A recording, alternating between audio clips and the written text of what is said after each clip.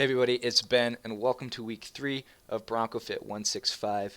I am very excited for this week because what we're going to be learning are things that we can apply in the weight room right now, things that we can apply right away. So we're going to be talking about the 5 basic movements and most importantly some proper form. Everybody, that's their biggest fear when starting to lift is making sure they have proper form, and we're going to be talking a little bit about that today. Again, you're going to be able to apply what we learn right away, right now, next time you go into the weight room or next time you work out at home.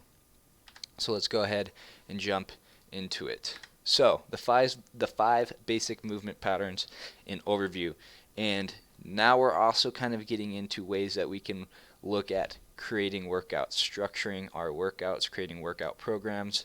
First movement that we have is pushing. Second movement we have is pulling. 3, rotational. The fourth movement is bend and lift, and the fifth movement is single leg. And as you can see, these are movements of activities of the activity of daily life. We're pushing things, we're pulling things, we have to rotate, we have to bend and lift, we have to get down on one knee. So our pushing example here in these pictures we're pushing a box up to somebody. Pulling, we're pulling a car door open. 3, rotational, we're putting our seatbelt on, we got to rotate for that. 4, bend and lift, this guy is squatting down to do some gardening. And then 5, single leg, walking upstairs is a single leg exercise because you're putting more weight on one leg than the other. So these may seem really simple, but they can really help us design our workouts. So pushing, going over these briefly, we got vertical pushing, so over our head, and horizontal pushing. Pushing includes any movement in which you're exerting a force to increase distance between you and some object. Some examples include pushing open a door, placing a box on a high shelf, pushing a sibling, etc. And we're keeping these really simple. You just want to know these 5 off the top of your head. Pulling, vertical pulling, horizontal pulling. Pulling includes anything in which you're exerting a force to reduce the distance between you and some object. Some examples include opening your car door, pulling a box off a shelf, climbing a ladder, etc. Bend and lift movements. Bend and lift movements include any movement in which you are bending at the hips and both knees, evenly distributing the weight over each leg. So examples include squatting to garden, squatting to pick up a box, or just simply, doing a squat. Rotational here is rotational movements include any movements in which your body is rotating.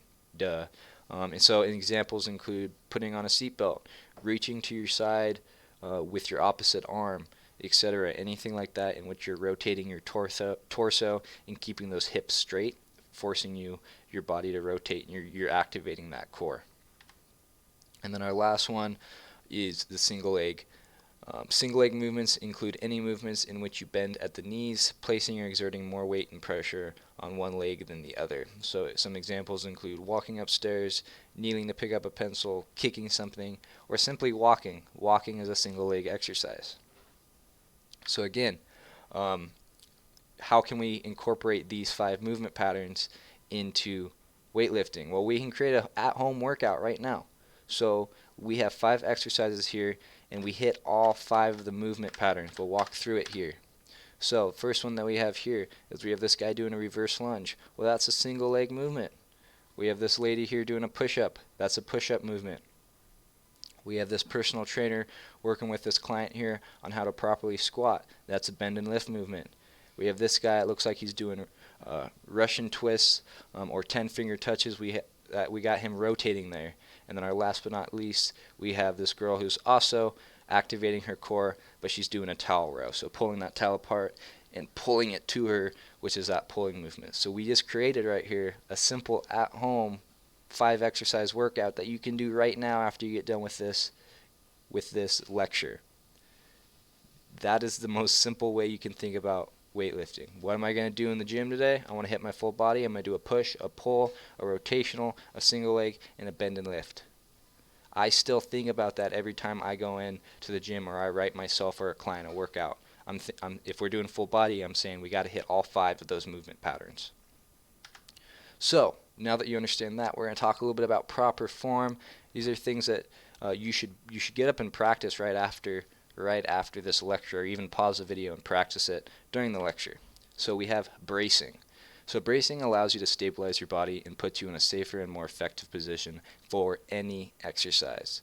All movement starts from the core. I have a misspelling there, but all movements start from the core. Bracing is a process of drawing your belly button closer to your spine, and what you can think about doing is preparing to take a punch in the gut. You know, if somebody's about to punch you, you're not just going to be nice and relaxed. You're going to squeeze your abs to make your stomach as hard as possible, and you'll feel that, your torso tighten. That's bracing, and that's something that we should do before any exercise, whether it's a deadlift or squat, or whether it's a freaking barbell bicep curl. We need to have that core tight, because if our core is not tight, we're setting ourselves up for injury and putting ourselves at more risk. I also like this photo because everybody's like, oh my gosh, what's happening? And then this girl right here is like just loving it. I don't know, it's a funny photo. Next thing that we have is our hip hinge. So hip hinge is the process of hinging at your hips to promote proper form in the bend and lift movements. And what this does is a proper hip hinge will distribute weight more evenly between all the muscles of your legs, and it allows for better range of motion in bend and lift movements. So it's going to allow you to squat down deeper and more comfortably. It also saves your knees, because if you squat straight down, like if you squat, a lot of people will squat and their heels will come up off the ground. You're putting all that pressure directly right into that kneecap. But as you can see, this guy's hinging at his hips, pushing his butt back, and that's going to distribute a lot more of the weight into his hamstrings, not just the quads and the knees, and he's able to keep his feet flat on the ground. So that hip hinge is crucial for any bending movement or any time you bend over, as we want to hinge at the hips. We don't just want to go straight down. We want to hinge and bend at the knees. And it allows you to keep your back in a neutral position, which is much more safer. We don't want that back rounded up or curved down like that. We want it in a nice neutral position. So this is something that we should practice every time that we're in the gym.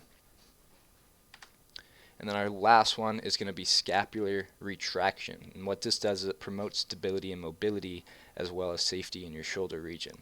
It allows you to better incorporate the back muscles in pulling movements and the chest muscles in pushing movements. It's a process of decompressing and retracting your shoulder blades. And the cue that I always like to use is squeeze a pencil between your shoulder blades. Have a friend place their hand in the middle of your back and tell them, and try to squeeze their hand, try to squeeze their fingers. That is every movement that we should do before we do a pulling, before we pull something, or before we push something. If you don't do scapular retraction, not only are you putting yourself at more risk for dislocating your shoulder or just getting an injury, but you're not going to properly use your muscles. And we'll get a little bit more into it later in the semester, but if you don't do the scapular retraction, you're primarily just using your arms instead of your back muscles or your chest muscles. You'll primarily be using your arms, and we want to use our bigger muscles first, right? They're there for a reason, so we want to make sure that we're doing everything we can, getting to that scapular retraction, telling our body, hey, we're about to do some weightlifting, we need you to activate these muscles. And so that's the key part of scapular retraction. So just remember that. Big takeaway from this lecture is know the five movement patterns, and know the 3 proper form techniques that I brought up here, and understand, practice these. Practice. If you come to the in-person sessions, we'll be practicing these. And yeah. So that's the end of the lecture. This kitty looks so sad. It's sad to say goodbye. But I will see you next week. As always, reach out to Dakota and I for any questions that you may have. Have a great week, everybody.